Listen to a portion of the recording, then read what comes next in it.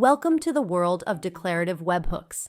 In this demo, you're about to embark on an exciting journey into setting up inbound integrations from external systems into Salesforce, all thanks to declarative webhooks.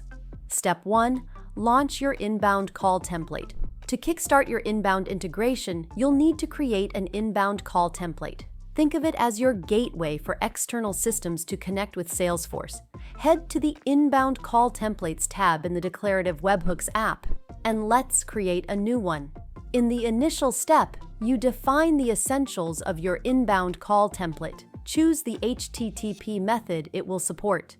Activate the template once it's ready to roll. Set up your call authentication, whether it's Salesforce OAuth, a custom authentication type, or a public URL.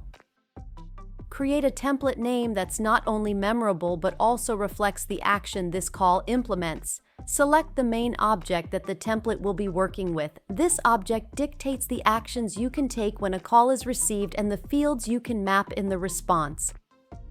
Step 2. Request expectations. Now, let's delve into the inbound call request step. This is where you anticipate the structure of the incoming request. You'll use this structure in the next step to define the actions taken upon receiving a call. Choose your expected request body format. Declarative Webhooks supports JSON and form-encoded request bodies. Need a head start? Import a JSON sample from API documentation or generate the JSON body based on main object fields. Step 3. Action time. In the inbound call actions step, you get to decide what actions to take when a call is received. The Find Update the main record action is a star performer.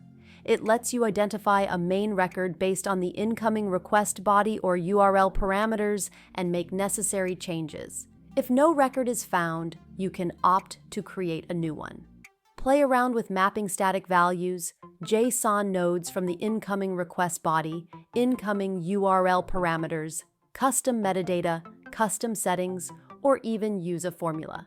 You can also set criteria for when the action runs, based on request headers, URL parameters, and the request body. And don't forget, there are other fantastic actions to choose from, like creating new records, updating related records, upserting records, running flows, or executing an Apex class. Step 4. Crafting the perfect response. In the final step, you'll define the response body. You can configure different responses for successful calls or errors like 400 or 500. Our powerful JSON builder makes it a breeze to create complex JSON structures, and you can map fields from not just the main object but also related objects and related lists. Add static values, custom metadata types, custom setting values, or utilize basic formulas to generate nodes. Testing the waters. With your inbound call template ready, it's time to test it using the Test button. Provide sample URL parameters, headers, and request body for the template to process. See what the inbound call returns and what records were created or updated.